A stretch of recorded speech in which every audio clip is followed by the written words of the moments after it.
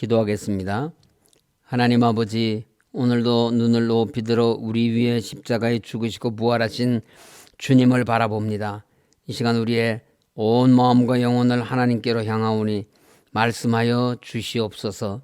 그리하여 성령의 열매 맺는 삶을 살게 하옵소서. 예수님 이름으로 기도드립니다. 아멘. 오늘 말씀은 미가서 6장입니다. 미가서 6장은 내용상 두 부분으로 나누어집니다. 먼저 1절에서 8절은 언약에 신실하신 하나님의 의로우심을 출애굽과 40년 광야 생활 중에서 베푸셨던 은혜에 대한 회고를 통해 증거하고 있습니다.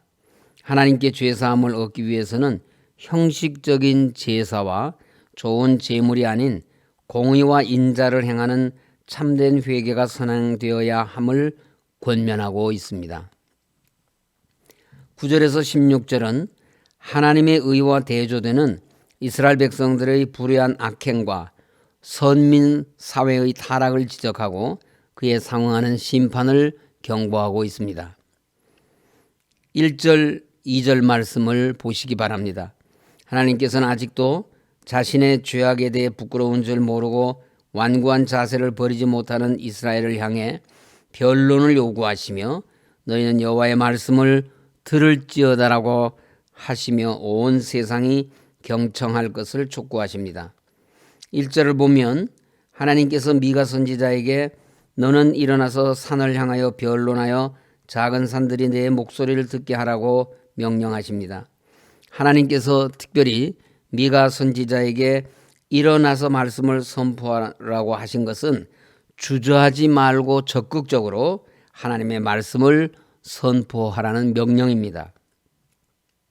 미가 선지자가 선포해야만 했던 내용이 무엇이었습니까? 그것은 이스라엘의 죄에 대한 책망과 심판의 경고가 주된 말씀이었습니다.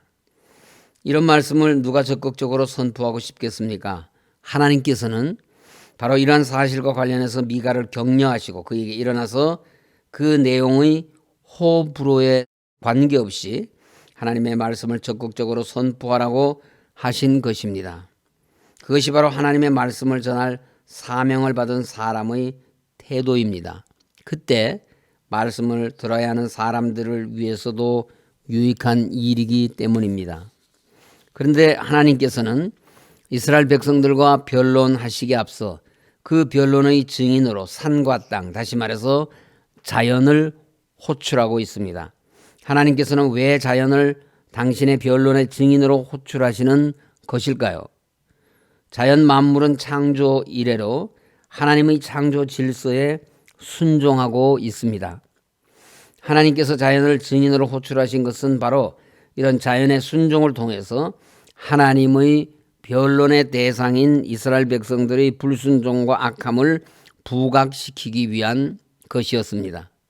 택한 백성 이스라엘은 하나님의 법에 불순종하였고 이들의 불순종은 하나님께서 그들을 애굽에서 속량하여 내신 이래로 계속되었습니다. 하나님의 창조 명령을 거스르지 않는 자연과 하나님의 법을 밥 먹듯이 거역하는 하나님의 선민 이스라엘이 얼마나 대조적입니까? 이스라엘 백성들이 이성도 없고 들을 귀도 없지만 창조주 하나님의 명령과 그 뜻대로 부여하신 법과 질서에 순응하는 자연을 통해서라도 교훈을 얻었다면 그처럼 끊임없이 불순종하지는 않았을 것입니다.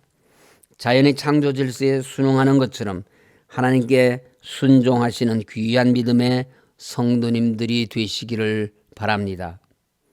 4절 5절은 하나님께서 이스라엘을 괴롭게 하시는 대신 놀라운 은혜를 베푸셨다는 것을 보이기 위해 지나간 역사적 사실을 회상하는 내용입니다. 본절에서 그 회상은 특별히 이스라엘이 출애굽할 때부터 가나안에 들어가는 순간까지로 되어 있습니다. 하나님은 애굽에서 종노릇하던 이스라엘을 속량하시고 모세와 아론과 미리암을 통하여 출애굽시킨 것을 회상하십니다. 이어 광야에서 모압 왕 발락의 뇌물을 주고 발람을 사주하여 이스라엘을 저주하게 하려 하였으나 하나님의 개입으로 저주하는 대신 도리어 축복한 것을 상기시키시고 있으며 시딤에서부터 가나안의 첫 기착지인 길갈에 이르기까지의 과정을 회상하기를 요구하십니다. 이러한 역사적 실제 사건들은 하나님께서 이스라엘을 구원하시기 위해 얼마나 큰 사랑과 은혜를 베푸셨는지를 잘 보여주는 것들입니다. 이스라엘 백성들은 세상 어느 민족도 체험하지 못한 놀랍고도 큰 하나님의 은혜를 받았습니다. 그런데도 그 은혜를 망각한 그들은 하나님을 배역하고 배반하며 하나님을 괴롭게 하였던 것입니다. 사람은 은혜는 물에 새기고 원수는 돌에 새긴다는 말이 있습니다. 자신에게 은혜를 베푼 사람은 쉽게 잊어버리는 반면에 나에게 원수 맺을 일을 한 사람은 결코 잊지 않고 두고두고 기억하여 둡니다. 인간은 그만큼 이기적이고 자기 중심적입니다. 소는 뜯어먹은 풀을 4개 위에 저장하였다가 입으로 다시 꺼내어 되새김질을 하는데 이것을 반추라고 합니다. 우리는 소가 되새김질로 반추하듯이 하나님께서 우리에게 베푸신 말로 다 할 수 없는 은혜를 기억하고 기억해야 합니다. 그럴 때 우리는 매 순간을 하나님께 감사하고 하나님께 영광 돌리는 삶을 살 수가 있습니다. 하나님께서 우리를 죄에서 구원하사 하나님의 백성으로 부르신 때로부터 지금까지 하나님께서 우리에게 행하신 것은 은혜와 사랑뿐입니다. 곰곰이 생각해보면 모든 것이 하나님의 은혜요 사랑이었습니다. 그럼에도 우리가 이것을 잊고 얼마나 하나님을 자주 배반하며 우리 뜻과 욕심대로 살아왔는지 모릅니다. 바울이 빌립보서 1장 20절에서 살든지 죽든지 내 몸에서 그리스도가 존귀하게 되게 하려고 한다는 고백처럼 성도님들도 하나님께서 기뻐하시고 선하게 여기시는 일을 행하며 나로 인해 그리스도께서 존귀하게 되는 복된 성도님들이 되시기를 바랍니다. 미가 선지자를 통해 하나님의 책망을 들은 이스라엘 백성들은 양심의 가책을 받았습니다. 그러자 그들이 하나님께 용서받는 길을 구하지만 어리석게도 자신들의 불의한 행위는 고치지 않고 제물을 드리는 형식적인 제사로 하나님을 기쁘시게 하려는 것이 6절과 7절의 내용입니다. 하나님께서 죄인에게 구하시는 참된 제사는 상한 심령의 제사이지 그들이 바치는 제물이 아닙니다. 하나님께서 제물을 드리는 속죄 제사를 요구하신 것은 자기 죄 대신 죽는 짐승의 죽음을 보며 자기가 지은 죄의 두려움과 죄의 삭은 사망이라는 것을 알도록 하기 위해서입니다. 그리고 그것을 통하여서 하나님 앞에서 상하고 찢긴 심령을 갖도록 하기 위해서입니다. 그런데 하나님의 책망을 들은 이스라엘 백성들은 하나님께 상한 심령의 제사가 아니라 더 많은 제물로만 하나님께 제사하여 제물과 하나님의 용서를 맞바꾸려고 하였던 것입니다. 그러나 그들의 제물은 하나님께 연락되지 않았으며 하나님은 그것을 가증스럽게 여기십니다. 그러므로 우리가 죄를 범했다면 제물을 드리기 전에 하나님 앞에 우리의 심령을 찢고 회개하여 상한 심령의 예배를 드려야 합니다. 8절은 6절, 7절에 대한 미가의 대답입니다. 이스라엘 백성들은 미가에게 번제물로 가장 좋은 1년 된 송아지를 또한 천천의 수량이나 만만의 강물 같은 기름 등 많은 제물과 자신의 맏아들 즉 그 몸의 열매와 같은 특별한 제물을 드리면 어떠냐고 물었습니다. 미가는 사람아 주께서 선한 것이 무엇임을 내게 보이셨나니 여호와께서 내게 구하시는 것은 오직 정의를 행하며 인자를 사랑하며 겸손하게 내 하나님과 함께 행하는 것이 아니냐라고 하였습니다. 미가의 대답은 그들의 생각과 전혀 다른 것이었습니다. 여호와 하나님께서 구하시는 것은 제물이 아니라 사람을 대할 때 공평 무사하게 대하는 정의를 행하는 것과 다른 사람의 필요를 채우자는 모든 친절하고 자비로운 행동인 인자를 사랑하는 것입니다. 아무런 자격이 없는 죄인을 하나님의 백성 삼으시는 하나님의 인자하심, 자비하심을 먼저 받은 우리는 마땅히 다른 사람에게 인자를 베풀어야 하는 것입니다. 또 겸손하게 하나님과 함께 해야 합니다. 하나님은 교만한 자를 물리치시며 겸손한 자를 가까이 하시고 하나님의 뜻을 행하도록 더 풍성한 은혜를 베푸십니다. 그러한 이유에서 미가 선지자는 하나님과 동행하되 겸손하게라는 말을 덧붙인 것입니다. 하나님께서는 우리에게 하나님의 선하신 성품으로 살도록 복된 삶의 지침들을 주셨습니다. 우리는 하나님께서 원하시는 삶의 지침에 순종해야 합니다.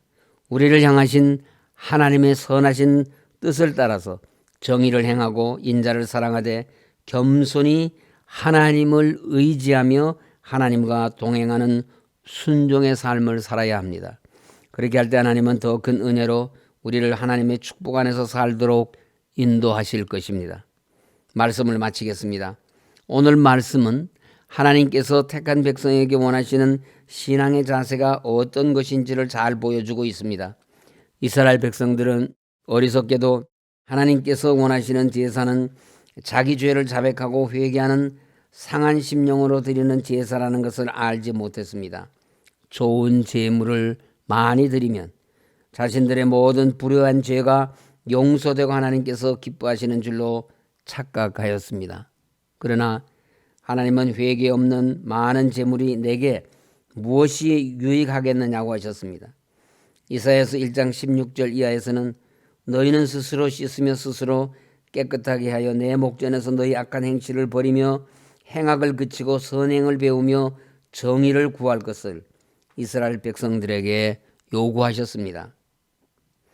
참으로 하나님이 우리에게 원하시는 예배는 하나님의 성품을 본받으며 그에 합당하게 사는 것입니다. 그것이 거룩이며 하나님께서 선하게 여기시며 기뻐하시는 예배입니다. 그러므로 우리의 일상이 하나님께서 받으시는 예배가 되도록 정의를 행하는 의로운 삶, 자비와 긍휼을 실행하는 삶, 하나님과 동행하며 하나님 앞에 항상 겸손을 지켜서 하나님께서 원하시는 삶의 예배로 하나님을 영화롭게 하시는 성도님들이 다 되시기를 주님의 이름으로 간절히 소원합니다. 이 시간 다 같이 우리 합심하여 기도하겠습니다. 첫째로 담임 목사 청빙을 위하여, 둘째로 복음화된 통일 조국을 위하여, 셋째로 코로나19 백신의 원활하고 안전한 접종을 위해서 다 같이 기도하시겠습니다.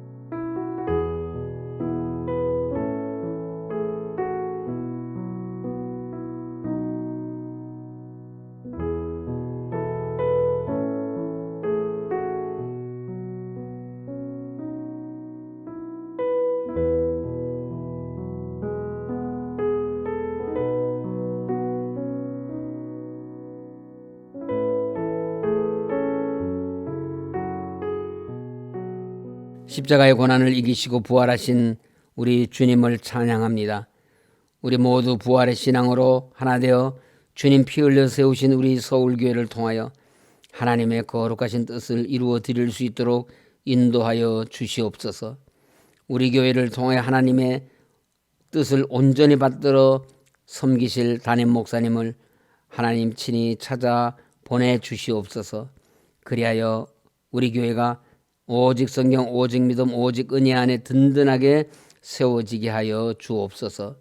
복음화된 통일조국 속히 이루어 주시어서 남북 간의 갈등과 전쟁의 위협이 사라지게 하시고 북한에 무너진 교회들이 재건되어 남과 북이 함께 세계를 향하여 복음을 전하는 제사장 나라 되게 하여 주시옵소서. 코로나19 백신의 원활하고 안전한 접종을 위해서 기도하오니 속히 코로나19가 소멸되게 하시고 우리의 일상으로 돌아갈 수 있게 하여 주옵소서. 하나님 아버지, 원로 목사님의 건강을 지켜주시고 하나님께서 맡겨주신 복음 사역 끝까지 잘 감당하실 수 있도록 새 힘을 더하여 주옵소서. 홍순복 사모님 수술 회복 중에 계시오니 우리 하나님의 도우심으로 잘 치료되게 하여 주옵소서. 수술을 준비하며 수술 회복을 위해 기도하고 있는 성도들과 하나님의 도우심을 구하는 많은 성도들의 간구를 들으시고 응답하여 주옵소서. 예수님 이름으로 기도드립니다. 아멘. 하늘에 계신 우리 아버지, 아버지의 이름을 거룩하게 하시며 아버지의 나라가 오게 하시며 아버지의 뜻이 하늘에서와 같이 땅에서도 이루어지게 하소서. 오늘 우리에게 일용할 양식을 주시고 우리가 우리에게 잘못한 사람을 용서하여 준 것 같이 우리 죄를 용서하여 주시고 우리를 시험에 빠지지 않게 하시고 악에서 구하소서. 나라와 권능과 영광이 영원히 아버지의 것입니다. 아멘.